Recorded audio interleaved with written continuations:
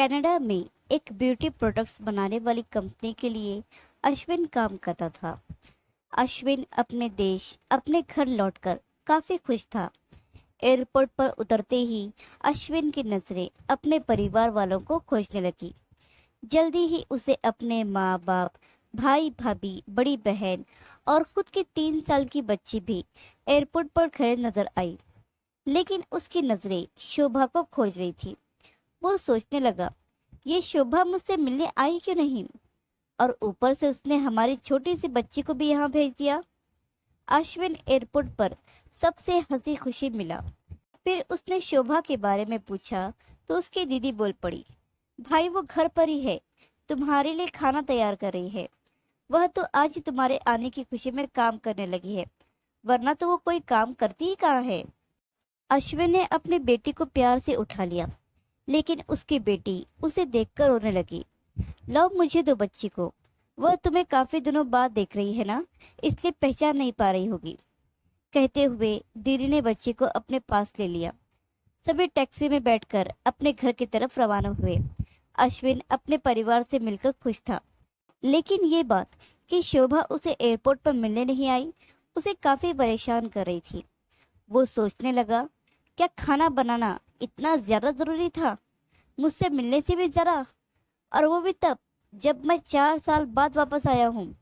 इन्हीं ख्यालों में घर तक का आधा रास्ता बीत गया।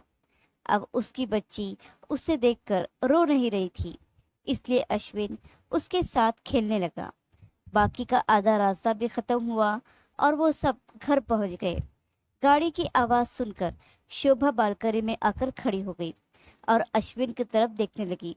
अश्विन भी जैसे ही गाड़ी से उतरा, उसने पहले दरवाजे की तरफ और बाद में बालकनी की तरफ नजरें घुमाई, जैसे वह शोभा को ही देखना चाहता हो। अश्विन से नजरें मिलते ही शोभा के चेहरे पर मुस्कान झलक पड़ी। अश्विन भी उसे देखकर हल्के से मुस्कुरा दिया। सभी घर के अंदर गए। शोभा सबके लिए पानी लेकर आई और सभी को पानी देने के बाद फिर से किचन में चली गई चाय बनाने के लिए। थोड़ी देर तक सभी परिवार वालों से बातें करने के बाद अश्विन शोभा को बुलाने लगा। माँ ने उसे बीच में टोकते हुए कहा, रहने दो उसे किचन में, थोड़ा काम कर लेने दो, बाद में अपने आप आ जाएगी। तुम बैठो यहाँ मेरे पास, वैसे भी कहाँ ज्यादा काम करती है वह। अश्विन यही बात दूसरी बार शोभा के बारे में सुन रहा था। अब उसने सोचा कि मेरे परिवार वाले मुझसे झूठ थोड़ी बोलेंगे। हर दिन नहीं होता होगा उसको इतना काम, आज थोड़ा ज्यादा है, करने देते हैं, बाद में उसे बात कर लूंगा। अश्विन अपने परिवार वालों से बातचीत में मगन हो गया।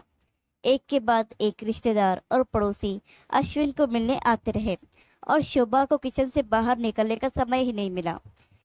सभी के लिए चाय बनाना, नाश्ता बनाना, यही करते करते शाम हो गई। शाम होते ही अकेली शोभा इस बड़े से परिवार का खाना बनाने में जुड़ गई। 2 घंटे बाद सभी परिवार वाले खाना खाने के लिए डाइनिंग टेबल पर बैठे थे, सिवाय शोभा के। अश्विन चाहता था कि शोभा भी उसके साथ बैठकर खाना खाए, लेकिन फिर माँ ने कहा, अगर वो भी खाना खाने बैठ जाएगी तो सबको परोसेगा कौन। सभी के खाना खाने के बाद शोभा ने अकेले खाना खाया। रात को सोने के वक्त ही शोभा और अश्विन अच्छे से मिल पाए। अश्विन शोभा के साथ काफी बातें करना चाहता था, लेकिन वह उसके चेहरे पर थकान और नींद अच्छे से देख सकता था, इसलिए उसने शोभा को परेशान ना करने का फैसला किया और उसे सोने दिया। शोभा सोने ही वाली थी कि उसकी छोटी सी बच्ची रोने लगी, तो शोभा तुरंत उठकर उसे दूध पिलाने के लिए चली गई। अश्विन कब सो गया उसे पता ही नहीं चला। जब सुबह बच्ची के रोने की आवाज आने लगी तो अश्विन उठा और शोभा को पुकारने लगा। जब शोभा पास नहीं दिखी तो उसने बच्ची को चुप कराया और फिर से सुला दिया। अश्विन बाद में शोभा को देखने लगा तो शोभा उसे फिर से किचन में मिली, जो सुबह सुबह ही जल्दी उठकर घर वालों की चाय नाश्ते की तैयारी में लग गई थी। अब अश्विन सोचने लगा, माँ और दीदी तो कहती थी कि शोभा ज़्यादा काम नहीं करती, लेकिन जो मैं देख रहा हूँ वो तो कुछ और ही है। अश्विन अब सब समझ गया था, पर वह अपनी माँ को ऐसा नहीं बोल सकता था कि शोभा से ज्यादा काम ना कराया करो, इसलिए अब उसने खुद ही शोभा की मदद करना शुरू कर दिया। अश्विन के हाथ बिटाने से शोभा को थोड़ा अच्छा लगने लगा था। पहले जहां उसका चेहरा थकान से उतरा रहता था, अब उस पर थोड़ी थोड़ी चमक आने लगी थी। अश्विन ने कुछ दिनों में यह महसूस कर लिया था कि शोभा अब वो शोभा नहीं रही थी जिसे अश्विन शादी करके लाया था। वो तो कोई और ही थी, जो तोते की तरह बोलती थी। और ये शोभा तो बिल्कुल चुप है, गुमसुम है। ऐसा लगता है जैसे किसी के दबाव में हो, किसी डर की वजह से सहमी हुई हो। अश्विन शोभा को उसके काम में और ज्यादा मदद करने लगा। अश्विन का ऐसा व्यवहार अब घर वालों को खटकने लगा। घर के सभी बड़ों और उसकी दीदी ने मिलकर अश्विन को समझाया, तुम अपनी बीवी की मदद करते रहो, उसे हमें कोई ऐतराज नहीं है, लेकिन तुम्हें भी एक हद तक ही ऐसा करना चाहिए। जब तक कि कोई तुम्हें ऐसा करता देख ना रहा हो, तब तक सब ठीक है। लेकिन जब कोई तुम्हें बीवी के होते हुए बर्तन धोते देखे तो अच्छा थोड़ी लगता है। और सोचो, आगे चलकर शोभा को तुम्हारे हेल्प की आदत पड़ गई तो तुम्हारा अपना काम में ध्यान रखना मुश्किल हो जाएगा। अश्विन हमेशा से ही अपने परिवार वालों की बात मानता आया था। जिस तरह सबने अश्विन को समझाया था, अश्विन भी उनकी बातों में आ गया। अब अश्विन शोभा की मदद करने से कतराता था। कभी कभार वह बच्चे के लिए दूध गर्म कर लिया करता था, उससे ज्यादा कुछ नहीं। घर वालों ने अश्विन को विदेश जाने से मना कर दिया था और कहा कि यहीं पर कुछ काम कर लो। अश्विन ने अब घर से ही ब्यूटी प्रोडक्ट्स ऑनलाइन बेचना शुरू कर दिया। उसका परिवार भी बढ़ गया था। अब उसे दो बेटियां और एक बेटा था। दोनों बेटियां स्कूल जाने लगी थी, लेकिन बेटा अभी छोटा था। जितना अश्विन कमाता था उतना सबके लिए काफी न था। काफी सोचकर विचार करने के बाद अश्विन ने यह फैसला किया कि वह अब शोभा के साथ शहर में जाकर रहेगा, जहां पर शोभा भी काम कर पाएगी और वो घर से ही अपने ब्यूटी प्रोडक्ट्स बेचना शुरू रखेगा। इस तरह से वह अपने पैसों की तंगी को पूरा करेंगे। परिवार वालों ने भी अश्विन को इजाजत दे दी। अश्विन चाहता था कि माँ भी उसके साथ रहे, लेकिन माँ को शहर में आना मंजूर न था। माँ बड़े भाई के साथ रहने लगी।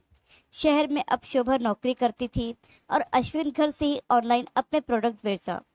कई साल ऐसे ही बीत गए।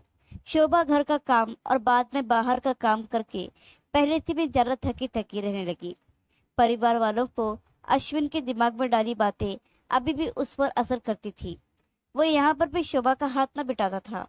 अश्विन अब दिन रात अपने प्रोडक्ट बेचने में मसरूफ रहता।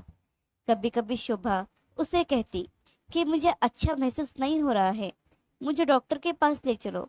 वो हाँ कह देता, लेकिन अपने काम में इतना खो जाता कि कभी उसको डॉक्टर के पास ले ही नहीं जाता। शोभा तो बीमार थी, लेकिन एक बार अश्विन बहुत ज्यादा बीमार हो गया। इतना बीमार हो गया कि उसे अस्पताल में भर्ती करवाना पड़ा। अस्पताल में अश्विन के पास सिर्फ शोभा थी और कोई नहीं। इतना बीमार होने के बाद भी उसके परिवार वाले सिर्फ उससे मिलकर वापस अपने घर चले गए थे। उसका सहारा बनने के लिए, उसकी तकलीफ बांटने के लिए कोई और उसके साथ नहीं था। बिस्तर पर पड़े और शारीरिक तकलीफ से गुजर रहे अश्विन को अपनों का ऐसा व्यवहार बहुत तकलीफ दे रहा था। फिर वह सोचता कि उसने भी तो शोभा के साथ जिंदगी भर यही किया है। क्या वह भी शोभा का जीवन साथी सिर्फ नाम नाम का ही तो नहीं था? जब साथ देने की बारी आती थी तो उसने दूसरों के बहकावे में आकर उससे किनारा कर लिया था। यहाँ तक कि शोभा को खुद अपने मुंह से कहने के बाद भी उसकी तकलीफ को नजरअंदाज करता आया था। अश्विन को अब अपना दर्द शोभा के दर्द के आगे मामूली सा लगने लगा था। उसके दर्द को ना बांटकर उसने बहुत बड़ा गुनाह किया है, ऐसा उसे लगने लगा था। पश्चाताप के आंसू अश्विन की आंखों से बहने लगे। उसने अपनी सारी गलतियों और गुनाहों के लिए शोभा से माफी मांगी। दोस्तों, जीवन साथी का मतलब होता है जीवन के हर उतार चढ़ाव में, जीवन के हर मोड़ में जो साथ दे। साथ होने और साथ देने में उतना ही फर्क होता है जितना सिर्फ वादा करने में और सचमुच वादा निभाने में होता है। आशा करती हूँ कि आपको कहानी पसंद आई होगी। कहानी पसंद आई हो तो लाइक, सब्सक्राइब और शेयर करना बिल्कुल भी ना भूलिए। धन्यवाद।